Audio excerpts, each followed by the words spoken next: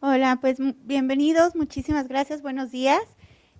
Como parte de la reactivación de las actividades presenciales de Sinvestab y que nos estamos incorporando ya poco a poco a esta normalidad, comenzamos estas charlas de varios temas. Empezamos el día de hoy con la doctora Ensi Erfani, ¿sí? Y bueno, para tener una visión acerca de pues este tema de cómo está la situación en Irán acerca de la educación y ciencia, y bueno, también nosotros poder hacer una comparativa en qué estamos, ¿no? O qué nos hace falta, ¿sí? Bueno, entonces los dejo con la doctora Alma Cristal para que presente a la doctora Ensi. Muchas gracias, Mónica. Well, thank you everyone for stay here with us today. Sorry for the delay. NC comes from Cuernavaca, so you know the traffic in the entrance of the city is terrible, can be terrible, and today it was. So thank you. NC, it's a colleague from Global Young Academy, and she is here in Mexico in the Instituto de Física in the UNAM, in Campus Cuernavaca. And we ask her short introduction about the education and science also in Iran, because it's a little far from from us, because we are very familiar with maybe the systems of the United States, of some Latin American system, but not with another countries like this. So, well, NC Erfani is an assistant professor in the physics department in the Institute for Advanced Science at Institute for Advanced Studies in Basic Sciences. Thank you. Institute for Advanced Studies and Basic Science in Iran for the last 7 years. She obtained her PhD degree from the Bonn University in Germany. Her research area is theoretical physics and in particular cosmology. She is a junior associate in the Institute for Scientific and Theoretical Physics in Italy. Also is a Situación affiliate. She was a visiting researcher in Brazil in the same installations of this institute under the TOAS fellowships, and also is a postdoc of the School of Physics in Iran. She also did a program, a postgraduate diploma program in the ECTP. She is a founder of the Yar Ed Danesh Fund, which provide financial support to students, and also is on the board of directors of the Iranian Astronomy Society. Well, NC is passionate about teaching, promoting science in public, helping young students, especially females, through international collaboration. Well, NC, the floor is you, and thank you for staying here. Yeah, hello everybody. Thank you so much for inviting me, and thanks Alma that we are also the executive committee members of the Global Young Academy, and I'm really happy that being here to explaining a bit about education in Iran, how it runs, and how people can become scientists there if they are really interested to be one of them. So as Alma mentioned, I'm the assistant professor of the physics, especially cosmology in the Institute for Advanced Studies in Basic Sciences. In the last slide, I'm going to talk about it a little bit to see that how is the institutes run. So before starting regarding the Iran, most probably you know that Iran is based in Middle East. So the neighbor countries are, for example, Turkey, Afghanistan, Pakistan, and Saudi Arabia in the south. So we are in just a bit political region that probably you hear in the news, plenty of the things that's happening in the case of the Middle East. So the size of the Iran is one of the biggest countries. We are the 17th in the world with the size of the around 650,000 kilometers, and the population is almost around 85%. So the Iran population is almost 1% of the population of the world. And in this map, you see that we have 31 provinces, and these red lines shows that red circle shows that which are the most populated cities of the Iran. This one is the Tehran, which is the capital of the Iran. So this is the province that I was grown up. We call it East Azerbaijan because it's close to the Azerbaijan country, and this is a city that I grown up called Tabriz. Maybe you heard about the carpets, which is one of the famous one in the world. So these are the big cities, for example, Shiraz, Isfahan. Maybe you heard about Isfahan, that they said that's half of the world because of the many great monuments that we have there. And Mashhad, which is one of the religious cities, because one of the generations of the Prophet, he just buried there, and then the borders that we have. So in Iran, we have more or less the 4-season climate. The south is hot, more or less. The temperature is like here. So it's more or less tropical in the sense that the average is just 20.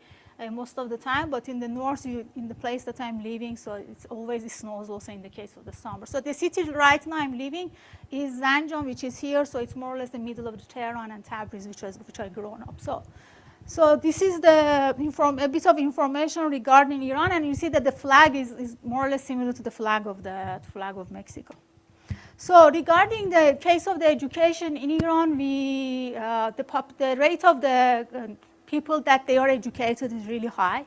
So in the age of the 50 and upper, with the statistics of the UNESCO in 2016, almost 85.5% of the people of Iran are educated. This means that they finished the high school, so they got the diploma degree that we have after the high school, because education in Iran is mandatory up to the secondary school. So people should go to this school, and there is no way to get rid out of that. So you see the statistics here from 1975, which was before the revolution in Iran, because the revolution happened in 1979, this Islamic revolution. And you see the increase of the education in Iran regarding the males and females, and you see that the step is more or less the same for males and females. But of course, the number of the males that they are educated are more than females in general. But Iran is one of the good countries in the case of the education.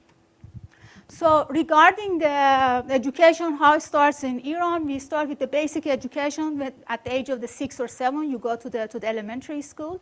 So with the new system that the government changed a few years ago, the elementary school with the let's say, the guidance school took more or less 9 years. So in this elementary school, the children go to the school almost 6 days per day, because in Iran, we start work from Saturday, so the Friday is holiday. So we go to school from Saturday till Thursday, so almost 5 hours per day. So it will be more or less 25 hours per week that the students go to school, which is mandatory. So you learn Persian languages, social studies, mathematics, and a bit of the science regarding learning about chemistry and physics and these kind of things. But when you go to the lower secondary or guidance level, so the other topics also increase, like history, geography, and foreign languages, Arabic and English, which are mandatory in this school. So in Iran, we don't have French or German to be able to learn in this school. So if you want to learn these kind of languages, you should go to the private language schools outside of the government. The good point of the education in Iran is completely free. So at least in the public schools that they belong to the government. So the education is completely free up the age of going to the university. That took 12 years to finish, to get the level of the upper secondary one. That we call it Dabirestan in Iran. So after the primary and basic education, if you want to continue, that start from the grade of 10 to 12. So you learn more advanced topics like physics, chemistry, and this is the point that you should choose your topic, what you want to do in future. So which is a critical point for the Iranian student, because at the age of more or less 15, you should choose that what you want to be in future. You want to become medicine, you want to become engineer, you want to continue science, or you want to be employed in industry and go to the other direction. So it's a really hard decision here, because at the age of 15, you don't really know what you want in your future. And the point is that if you choose your topic in the high school, at the grade of 10, so it's really difficult to come back and then change it, because in Iran you should pass that entrance exam to go to the university. So with the grade that you get it, you are allowed to participate in the specific entrance exam. So you cannot change your topic after the age of 15. That doesn't mean that it's impossible, but it's really difficult and complicated to do that. So at this level, the students, they choose which topic they really want to continue. We call it academic studies. That includes, for example, if you want to go to the engineering or science or medicine, we call that academic. So the schools divided after this step. So at the grade of the 10, the schools are divided in the case of the field that you are going to choose. So some of the students that they are somehow talented, they prefer to go academic studies, which is more related to the science and medicine and engineering. The other ones go to the technical ones. These are the ones that most probably they don't want to go to the universities, and after the graduation they just go to some places to get trained to how to go to the industry or this kind of the jobs. And the other one is the vocation and the skills one. So that's an option also, you can also do it. So it doesn't mean that you really necessarily, your job path is going through the universities. So as I mentioned, how you can choose which subject you should go to in the high school depends on your grades in the secondary school. So most of the time, the talented students, that they have higher grades in the secondary school, they go to the upper secondary subjects like mathematics, engineering, and medicine. So somehow at the age of the 15, you should take a decision. And most of the time, parents do it for you because they see their dreams in their children, that's what they should do. So it's a really hard decision in that moment. So if you choose, for example, you want to become medicine, so if you don't really like it, it's a bit difficult to come back to do other things. So in the case of in the three categories that I mentioned in the case of the academic stream, I said that we have humanities and literature. The student that really wants to go to the social sciences or doing literature. Literature in the case of any literature, doesn't matter. It could be Persian or it could be Arabic or other languages regarding to the literature. The second one is mathematics and physics in general. These are the ones that at the end they become scientists. So if you choose this one, you can continue in the university to become engineer, to continue chemistry or basic sciences in general, STEAM subjects. So the other one is experimental sciences. This is for the students that really wants to go to for example, to the courses like medicine, something like that.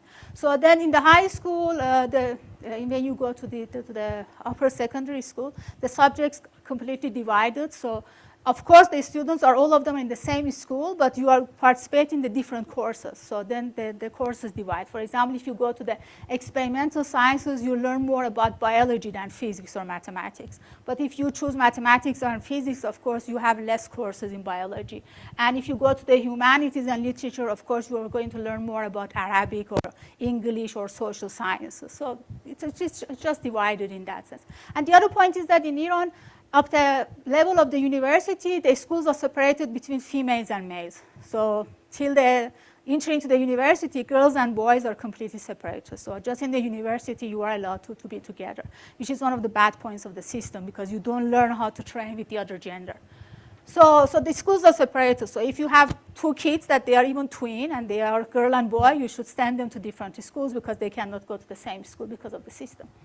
So the technical stream, if you choose the technical stream, that this is for the ones that really wants to go to the industry or something like that. So these are the technical things that you learn. It could be business and vocational ones, service studies. You can also go into for example, agriculture.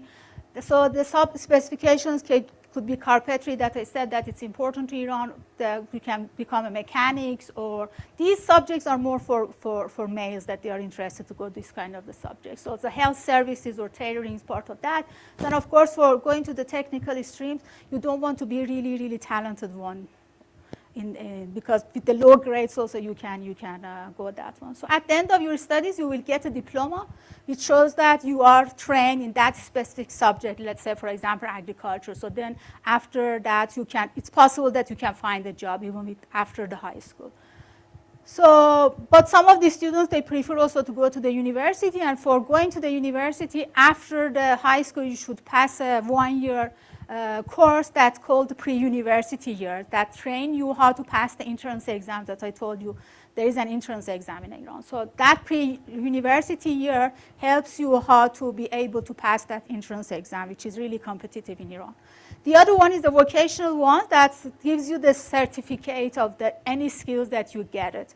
So after this one, you can even go to the university again if you are interested in the special ones, or you can just quit high school and then trying to look for a job.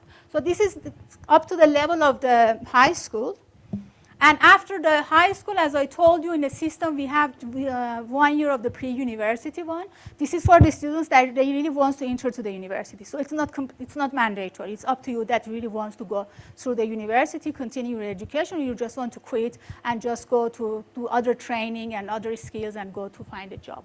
So here, they just try to help you to train you to how pass the entrance exam. That comes from the French word concours. So you should pass that entrance exam, which is really, really competitive exam.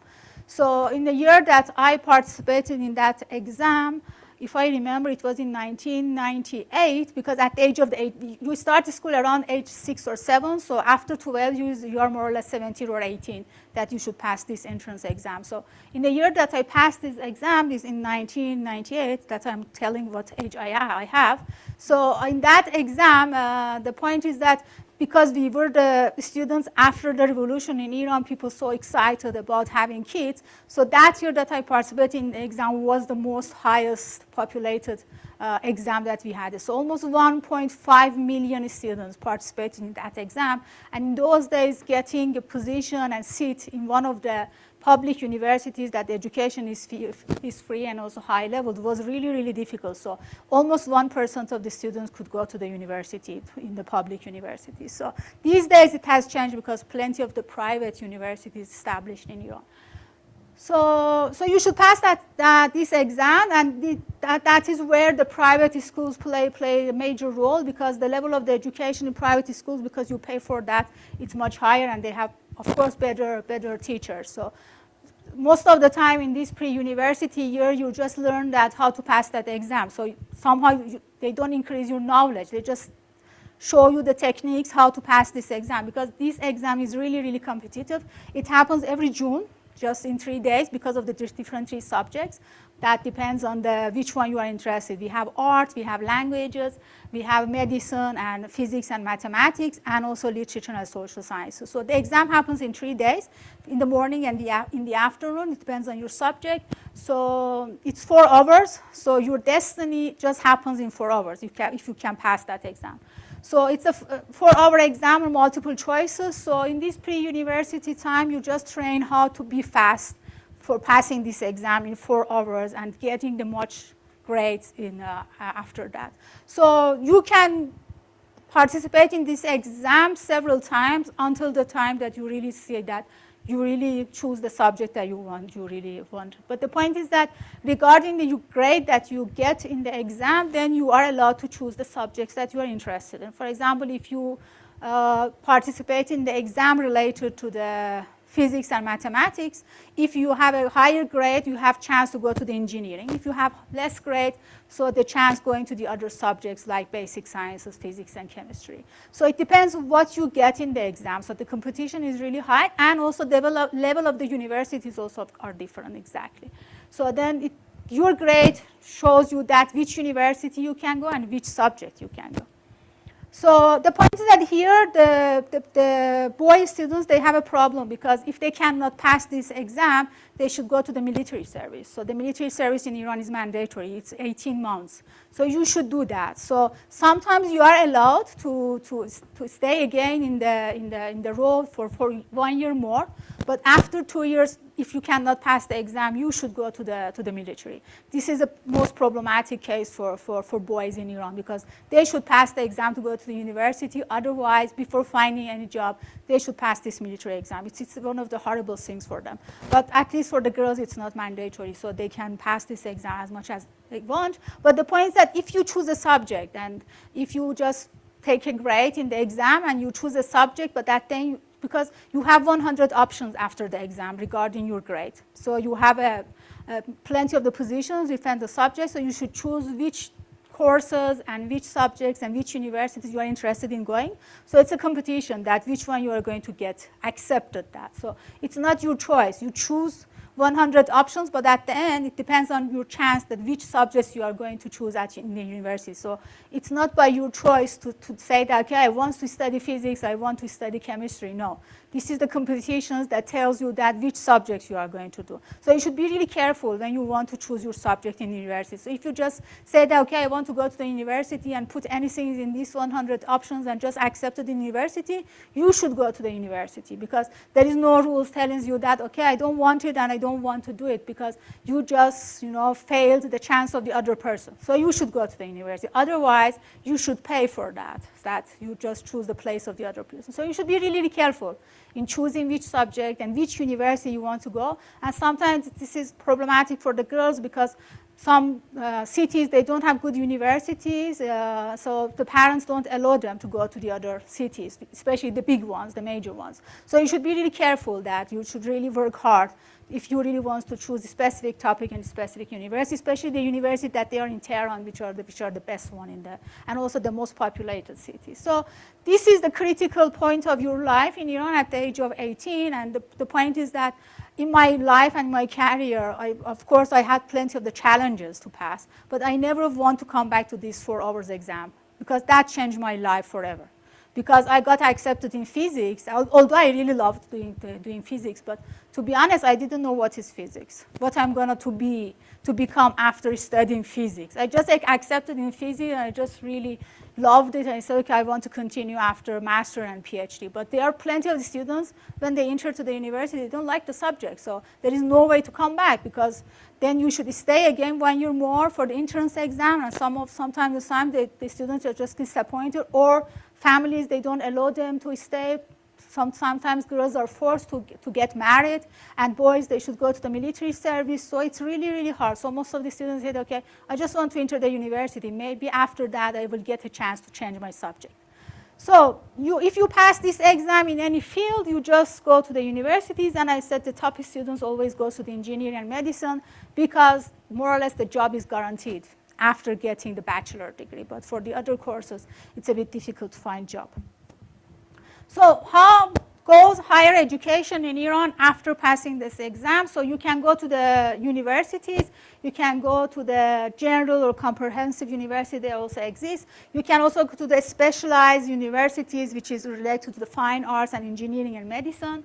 And you can also go to the technology university, which is the applied sciences in general. There is also some kind of the university in Iran, we call it Payam Nur universities, that they are distance learning universities. So you are not forced to go to be present in the courses. So it's like the COVID time. So you just take the credits and you just take your exam. The exam should be in person in general, but the learning is in distance learning. So it's really good for the ones that they don't, for example, they have high grades, or they have family issues or something like that. So they have chance to study, but the point is that the level of education in this kind of university, of course, is not that high, because it's distance learning. So it's not guaranteed that you will be able to do that. So we have also medical universities, which is completely different than the ones that they are specialized universities. And we have the private universities that they are not free.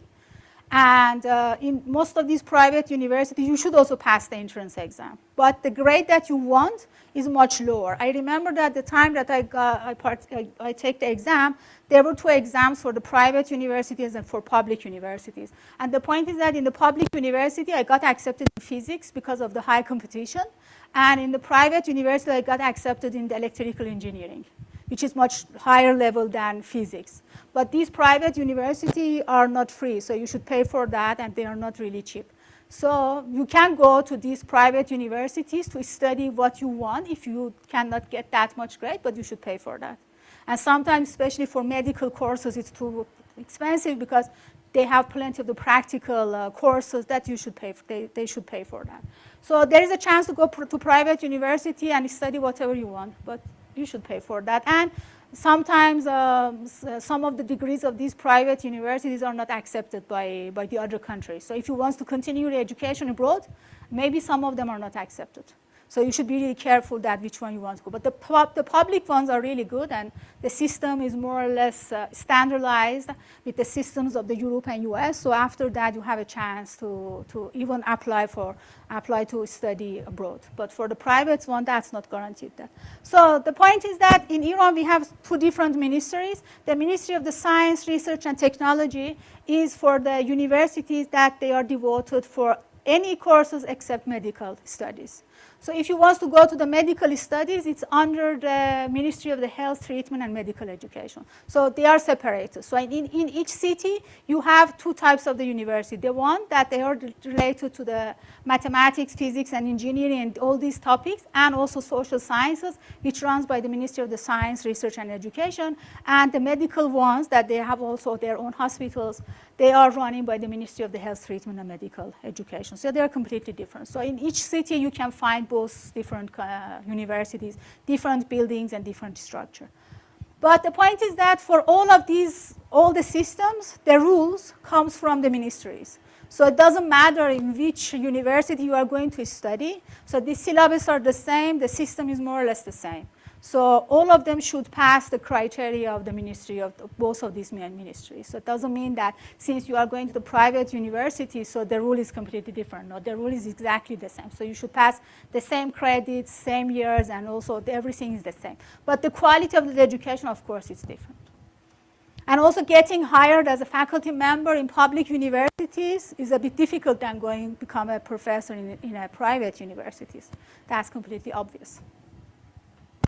So let's talk about a bit, and as I told you, the public universities, the admission rate in public universities, which are free, and the level of the education is much better than the other ones, now is even less than 12%. In the time that I passed this exam almost 20 years ago, the admission rate was almost 1%. So it was really, really competitive situation. So let's talk about when we had the Ministry of the Science in Iran in a really, let's say, modernized way. So the Ministry of the Science in Iran established in 1855. So before that, we had some kind of the university because Iran is one of the Asian countries in the world. They said that it's the first established country in the world. So we have the educational system, of course, especially after the Arabs, because of the Arabic language.18 the point is that as a Ministry of the Science, saying that we have a Ministry of the Science to really control what's happening regarding the science, it happens in 1855. And the first university of Iran, the University of Tehran in the capital, which is one of the best one even these days and one of the biggest one, the big campus, established in 1928 in a modernized way, calling it exactly university. Because before that, we had training schools that people could go there and get skills. For example, somehow becoming engineering and learning about agriculture, literature, and all these kind of things. But with the name of the university, it was established in 1928. And before the revolution in 1953, a few years before the revolution, so we had just 4 universities in Iran, and the number of the undergraduate students, because those days we didn't have graduate students, no master, no PhD, it was of order of the 14,000 students. But imagine that what happened in almost in 20 years. So we have 16 students and around 150,000 students, they were accepted in Iran. Now we have over 4 million students. So the population of Iran is 85 million. So 4 million of them are students, so in different levels, graduate or undergraduate studies. And to be honest, number of these universities, I don't know, because every year they are growing like mushrooms in Iran, especially the private ones. In the case of the public ones, that they are really good, at least I can say that the number of the public universities is more or less coincide with the number of the provinces in Iran that we have. Because as I showed you in the map, we have 31 provinces, so all of them have the major cities, and all these major cities have really good universities. So I can say that we have really good 50 universities in Iran, that they are really high-leveled one.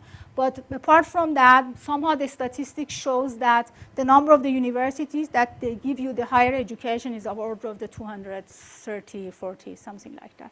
So it's really high. For the population of the country, it's really high number. That doesn't mean that the quality of the education is good. They're saying that, okay, the private university is just growing without any control. So among the universities, of course, the ones that they are in Tehran are one of the best. So the University of Tehran has the best in Iran regarding all the topics, because some of the universities, they don't have all the subjects, but University of Tehran has almost all of them, so it's among the top 400 universities in the ranking of the world ranking of universities. There is also Shahid Beheshti University of Medical Sciences, because I told you that we have different universities for medical sciences and also for the other subjects. So the Medical Science University of the Shahid Beheshti in Tehran is among the top of the 600 ones, which is really, really good university. If you really want to become medicine, this is more or less the best option to do that. And Sharif University of Technology, which just have the engineering and basic sciences based in Iran, based in Tehran, is among the top 600 universities. This university doesn't have any medical studies, so this is one of the good ones in Tehran. So, how the system works when you go to the universities, how you pass your grades. So for the undergraduate studies that you enter to the university after the high school, you have a chance to do the training for 2 years.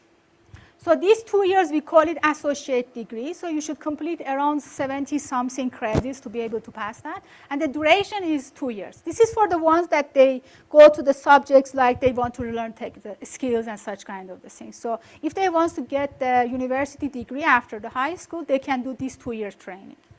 So, but after that, if you just say that, okay, I want to continue, or I really get interested and I want to get higher degree, you have chance after 2 years to enter to the bachelor level. But if you enter to the bachelor level, although the bachelor levels last 4 years, but if you have this associate degree, you don't want to pass 4 years, you just pass 2 years more. So in general, after the school, most of the students, after the entrance exam, they go and got bachelor degree. So that takes 4 years. It's mandatory that you should finish your bachelor degree up to 6 years. After 6 years, if you cannot get all the credits, which is more or less 130, depending on the subject, you will just kick out from the university, especially the public ones, because the education is free. So you should be able to finish your bachelor. Maximum is 6 years. Otherwise, you will not be able to finish that. So the minimum is 4 years and the full-time study, because when you become the university student, it's full-time. You cannot have job because the course is running almost from morning till evening. So if you have a job, it's better to go to the distance learning universities that I told you. So it's a full-time studies, and you enter there at the age of more or less 18 when you pass the entrance exam, called concours, and you get your high school degree that we call it diploma. After bachelor, the system is similar to the bachelor of the US. So you in each subject, you learn the fundamental things. For example, if I enter to the physics, I really learn the fundamental subjects of physics. So it doesn't require to have thesis or something like that. Some students do really small dissertations, but it's not mandatory. It's one of the courses that you can get it and then you can pass if you like it. If you want to learn more, of course, the other level is the getting master degree. And the point is that even for entering to the master degree, you should again pass an entrance exam in Iran. So for each level of the university also, you should pass an entrance exam. But of course here, if you have a degree in physics, you can just participate in the physics master entrance exam. You can change your subject. For example, you can go to engineering, but it's really difficult because you never pass any courses in engineering. There are some students that they are really brave to do that because they don't like their subject. They said, okay, I want to do another bachelor. So they go again to that main entrance exam, concours, and they do it again if they didn't like the subject. Of course, most of them, they quit because they didn't like the subject. But some of them also are really brave enough to change their subject. I had some colleagues in physics that they did engineering in their bachelor time, but they didn't like engineering, so they just come back to do physics. It can happen. So they did physics, for example, the master level. So the master level, the credits that you should pass, depending on the subject, is around 28-45 credits that you should pass it. Depends on the program. And for getting the master degree, your average GDP should be 14 out of 20, because the maximum grade in Iran is 20. In any level, doesn't matter elementary school or high school. So the maximum degree is 20. So if you want to pass the master degree, your minimum GDP, the average one should be 14. Of course, the failing grade is 10. So if you get 9.9 in any exam, you will fail. You should pass it again. But the point is that if you achieve your average degree, in general, becomes lower than 14, you will not get your master. In the case of the bachelor degree, this is 12 out of 20.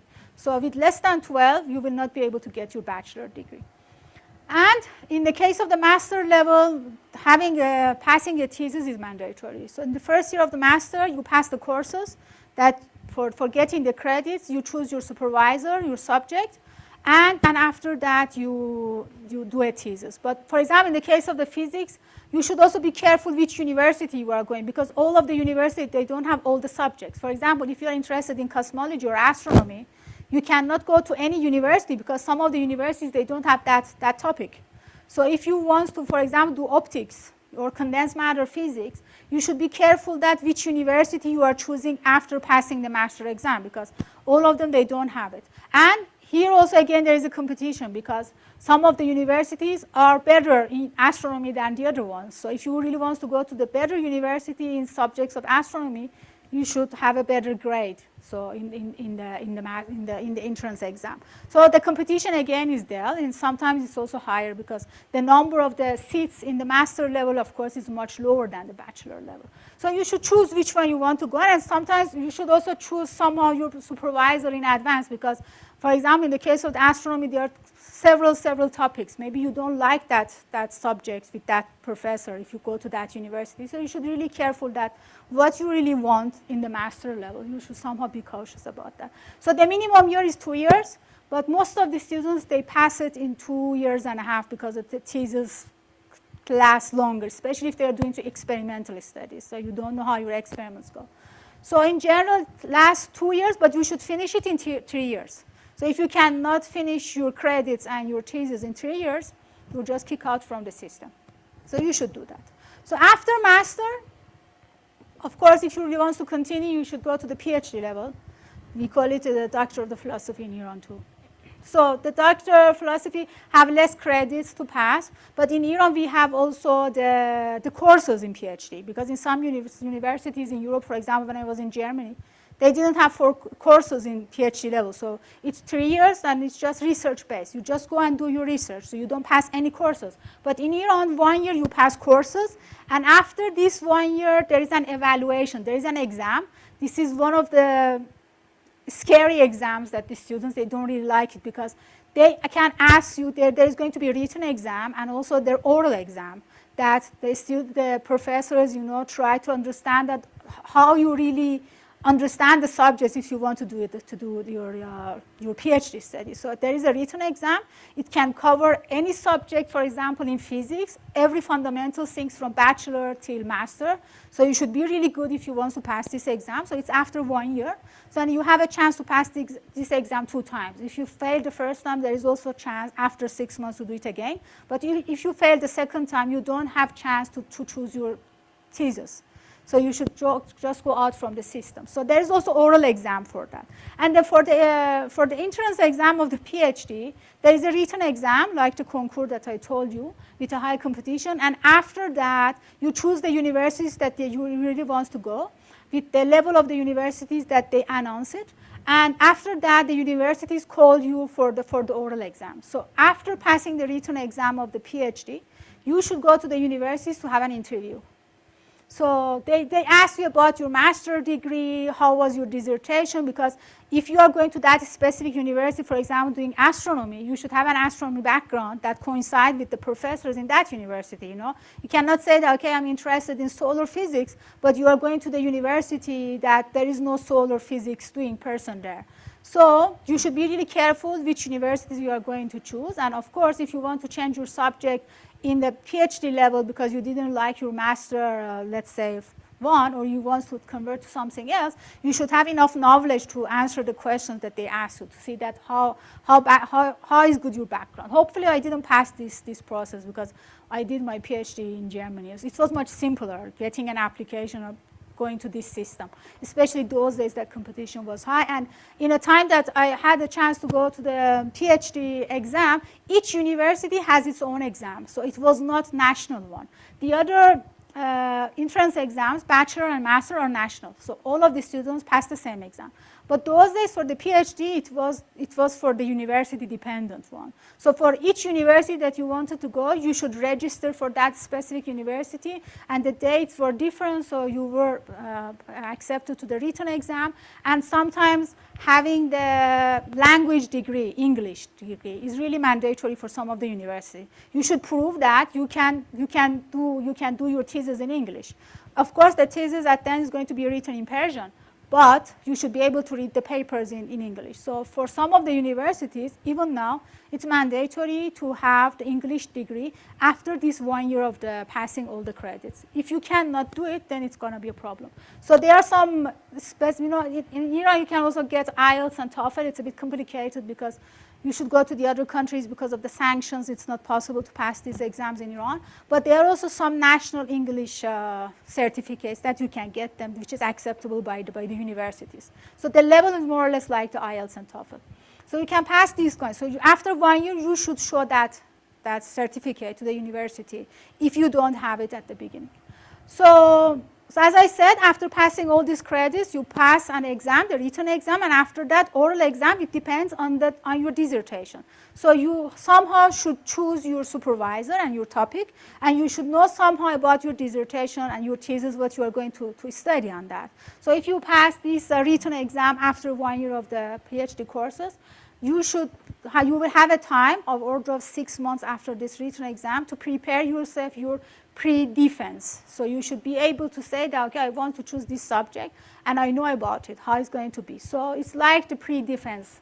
You should write around the dissertation of the 20 pages and go and defend that, to know that what I'm going to do in the rest of my PhD, which is 3 years, what I'm going to study, and then what's going to be the subjects and what I know about that.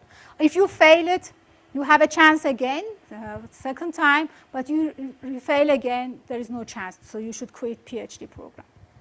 So for this PhD, of course, you should pass the defense exam.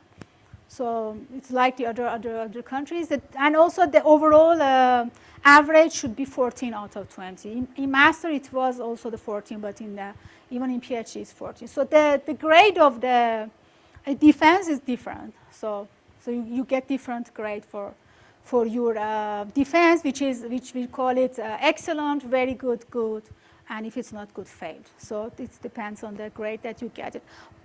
If your grade is higher than 19 out of 20, so it's excellent, and after that it just becomes very good and all these systems. So the duration is between the PhD program is after this exam, it's between 3 or 6 years.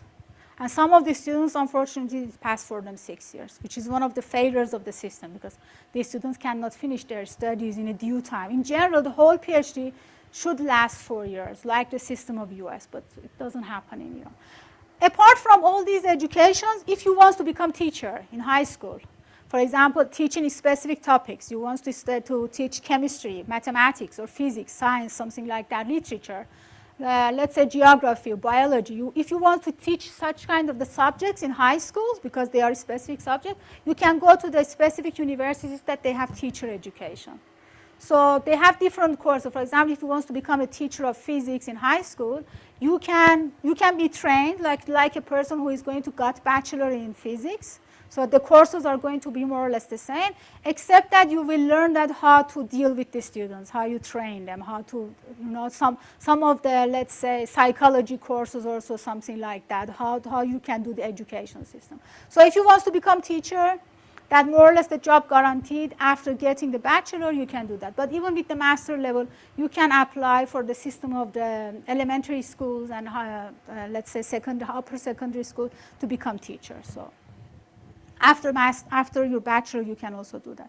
So how is the grading system in Iran? I told you the grading system in Iran is from 0 to 20, so the maximum grading 20. So if you got from 17 to 20 is in the system grade of the US, it's A. From 14 to 16.9 is B, and then of course less than 10 is failing. So if you get less than that, you should pass the exam again. So it's the system that works in all the level of the educational system in Iran, except elementary school. These days in elementary school, they don't give grades to the students because it doesn't really make sense to give a grade to a 7-year-old child. They don't understand what does it mean getting 20 or 17. So they just give them A, B, C, like good, very good, and excellent, something like that. So the grading system changed for the elementary school. So talking about my institute, as Alma said, I'm a faculty member in the Institute for Advanced Studies in Basic Sciences. This is the campus of the university, and also this is the physics building. To be honest, this is one of the beautiful universities in Iran. And this is one of the exceptional universities in Iran because it has no walls. In Iran, for entering to the university, you should pass the guard, like here. So you should have your credit card to pass to the university. So the universities has walls and doors. So it's not open for public. So this university is the exceptional one in Iran. There is no wall at all. So even because the nature is really good in that region, even people in summer and springtime, they just come inside of the university for walking or maybe having picnic in holidays. So this is more or less the physics department here. When you see it, it's not a big campus because before it was an institute. Now it's changed to a university a few years ago, but they didn't change the name of the institute because the abbreviation. It's established in 1991, so it's one of the new universities. And the point is that why they established it for this one, because after the war of Iran and Iraq, the government realized that we really need to train our own graduate students because most of them, they go abroad. We really want to have a specific university for graduate studies. So the university at the time there, it has just master level and PhD level. So we don't have bachelor level at all. So it's just for master and PhD students. And we have just basic sciences, which is computer science, mathematics, physics, geophysics, biophysics, biochemistry, and chemistry. So we don't cover any subjects. So the number of the students is of order of 1,000, not that high, because as I told you, it's a really small campus. And the number of the faculty members that we have now is more or less of order of 130 something. So it's one of the, it's not that big university. But as I said because it's devoted to the master and PhD level, and also the basic sciences has one of the good rankings among the universities. But this is for 2017. I didn't find updated one. So, and I can even say that although we have basic sciences in this university, 30% of the faculty members are female. So which is somewhat exceptional because the average of the female faculty members in Iran is around 10 to 20%. So this is one of the good ones. I'm not saying that they are doing something specific to hire females, but it just happened that we are in a good situation. So I think it was all that I wanted to tell you. And this is the Freedom Square in Tehran, which is one of the famous one, let's say even in Middle East, because it's one of the biggest square in the world. So thank you so much for your attention. If you have any questions, I will be happy to answer.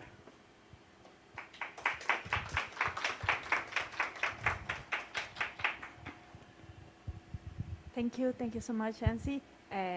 Is there any questions for Nancy? And Thank you very much for your information. Okay, thank you very much for your talk. I am Yasuhiro Matsumoto, researcher from Electrical Engineering Department.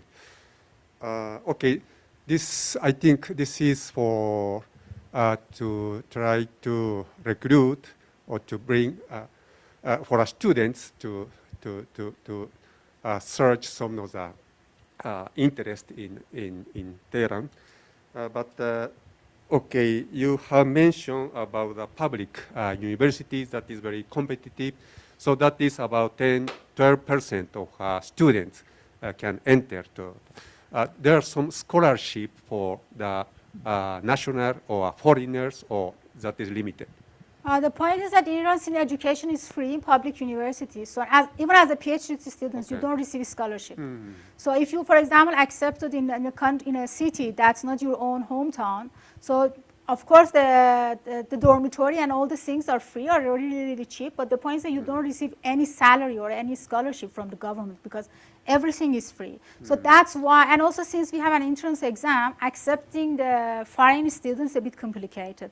These days, in the master level, Iran is really getting interested to accept students. But the point is that since the education is studied in Iran is in Persian, it's not in English. This is one of the major problems also there. So they just accept the students from nearby country. For example, even in my university, we accepted in 2019 students from Afghanistan. They do their master in physics because there is no even master level in Afghanistan. So they just get bachelor there. So we find a fellowship that how we can support them because the government don't have enough money to support them in general. We got a fellowship abroad from Italy, from the ICTP, International Center for Theoretical Physics, to allow them to come to Iran to do their studies in Iran. So that institutes give them the scholarships, and the dormitory and other these things are free for them. But we accept some students from, let's say, Uzbekistan, Azerbaijan, and Afghanistan with the language is similar, so they can manage with the courses. But since it's not in English, even the PhD level is not in English. So it could be if you have a foreign students, of course the students are in good level and also the faculty members are in a level to teach in English. But the point is that since we have just few, in some of the studies, like let's say the Persian language and also the Islamic studies, we have several students coming from abroad. Because, for example, in the case of the Persian language, of course, they come to Iran to learn Persian and literature, Persian literature. And in the case of the Islamic studies, most of the courses are in Arabic. So when the ones that they enter to these schools, they already have Arabic knowledge, so they got coded. But in general, for engineering, especially for medicine and basic sciences, unfortunately, Iran is not in the level of accepting. We don't have public advertisement for this. Even in the case of the postdoctoral level, if you want to be postdoc in Iran, there are just few institutes. For example, the one that Alma mentioned that I did my postdoc there, in Institute for the Fundamental Physics and Mathematics, one of the exceptional one who accept foreign audiences. So you can, they have a public advertisement for postdoctoral position in physics. But for the other subject, let's say for example in chemistry, I don't know any institute, even they accept in postdoctoral level. Okay, thank you. Another question. Okay, for top students, they choose engineering or medicine or medical issues. Medical issues I can understand. However, why they are choosing engineering? That is very welcome in Iran or other side. And also, after graduating, most of the students, they remain in Iran or they go outside. They have a good job. Could you tell us? The point is that these days, no, because of the level of the education, affected a lot due to the sanctions in Iran. Of course, the GDP reduced a lot, and the level of the education is not good these days. Now, when I entered to the university, it was really, really good. But in the case of the PhD level, I realized that, okay, I should do it abroad. These days, even students in the master level, they prefer to quit after the bachelor, because when you go abroad, you have more chances to find jobs and also more chances to be able to travel freely, because with the Iranian passport, it's really difficult to travel, to do your science. So most of them, and also since the accepting in the other universities abroad is easier if you have engineering in these topics. So they prefer to do these kind of the subjects. So that's one of the reasons. The reason is not that after the engineering you can be able to find job with your bachelor. It's really, really difficult to find job with bachelor. I can say a bad statistic regarding Iran. In Iran, we have 4 million unemployed people that they have university degrees, minimum bachelor. So even we have people that they have PhD, but they cannot find jobs. In academia, of course, it's really, really difficult to find job. And for example, my university, in the case of the physics, I can say that each 2 years, they just accept one faculty member. So it's not that high level. So with all these applicants, sometimes we have 200 applicants for just one position in 2 years. So it's really high competitive situation. So the students prefer go abroad for several reasons. To have more freedom and chance to study, of course, and finding job with a degree from abroad. Unfortunately, if you get a degree from a foreign university, especially the best one, finding a job in academia in Iran is much easier. Okay, thank you.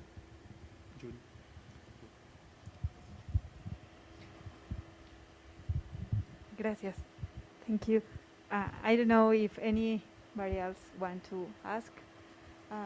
I have a question, NC, about, I can see that the training for students is very difficult and it's a kind of a structure there, but I wonder if, for example, the people who run the Ministry for Science or for Health requires special training, or how are they chosen? You know, if you want to go to the academia, of course you should learn somehow how to teach and all these things, but there is no such kind of the training for you. So you just learn by doing it. But if you want to become teacher in the university, in high schools, I said that we have specific subjects for that, teacher training. So these ones, for example, if they want, for example, become physics teacher, they learn physics, and of course they learn how to manage with the students. They learn about psychology, how the system of the education works, and these kinds. So the training is completely different. And then after that, it's more or less guaranteed for them to find job, because the Ministry of the Lower Education in Iran, which is for the elementary and high school, they prefer to accept these people. You know, say, okay, although you know physics, but I prefer to hire someone who also know that how to train the students. So that's how it works. But they are not that popular in Iran, although somehow also the job is guaranteed, because the salary is low. The people don't prefer to do that in general. So we have a lack of the teachers in the schools, that people, because of the low salary, they are not really interested to do such kind of things. And also if they train like that, continuing the education is a bit difficult, because then going to bachelor, and after that PhD becomes a bit limited for them. So they prefer to do physics and instead of become teacher of physics, to have a chance to continue also in future. And I said that the education system in Iran is working really, really good, and 85% of people have at least let's say the high school studies, and the training is really tough. When I compare the Iranian students with the students abroad, with the high school degree, they are much better than the students that they have a bachelor degree in some of the countries. Because of that entrance exam, as I told you, it's really, really difficult. So the students are really good trained in doing how to solve the mathematics, let's say for physics problem, if they want to do the engineering. So the level is really, really good. But after the bachelor, after the master, just because of the technical issues and problem that we have, so the level of the education decreased in some subjects. But up to the bachelor, up to the master, it's really, really good. I can really say that if you do it in the public university, especially the top ones, you didn't lose any chance. But after that, in PhD level, for some courses, it's a bit complicated. And that's because of all these sanctions and problems that we already have, because you want to do experiments, you want to buy the instruments, you want to go abroad as a PhD student. So there is no budget for that, and also traveling is difficult. So that's why most of the students, they prefer to go abroad, because if they are also really, really talented, they don't have chance to present their works in conferences, because there is no budget. It's really difficult to get visas to participate. So that's why most of them, they prefer to do PhD abroad if they get chance. So most of the top students in Iran these days, unfortunately, they just disappear, because they apply and they go abroad. And I can say that when I was in Germany, my supervisor was in the committee of the accepting master students. And of course, he was in the committee of the choosing master students. And he always told me that, the number of the students that we have, applicants that we have from Iran, is equal to the number of the applicants from India. Comparing the population of the India, which is of order of the 1 billion something, comparing with the 85 million of Iran, imagine that how much the Iranian students are really interested to go to do studies abroad. In case of physics, even physics, which is not popular subject in general, but the number of the applicants from India equals the number of the applicants from Iran in physics in one of the normal universities of Germany. So unfortunately, the brain drain in Iran is really, really high. This is one of the major problems that we have.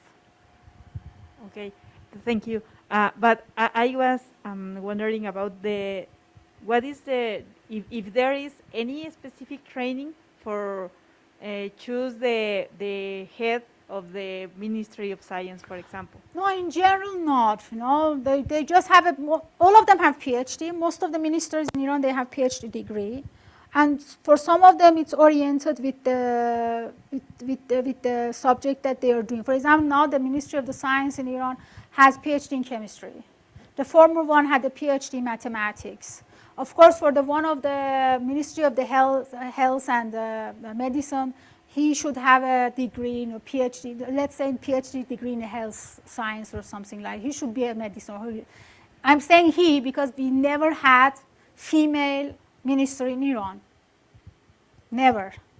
After the revolution, before revolution we had, but after the revolution we just had one for the medical and health ministry, but she just resigned after 1 year. So she was the only one after the revolution as a minister, as a female in Iran. So all of the ministers are male, so they have PhD degree. So, but you don't have special training. I don't know, you are recording that, but anyway, let's say that. In Iran, for becoming a minister, you don't want to be a really good researcher in general. You want to be a person who can connect to the policy much better. I don't know how it works in Mexico, but it's the case, Doesn't matter how good you are in education, how talented you are, how good ideas you have. You should just be close to the government. That's all. So. It's very similar here. Thank Okay. you. Thanks, Nancy. Well, I think that's all. Yeah. So, thank you, Ensi. Thank you all Welcome. for be here, for joining, Thanks for invitation. It for was share good. with us this presentation and this talk.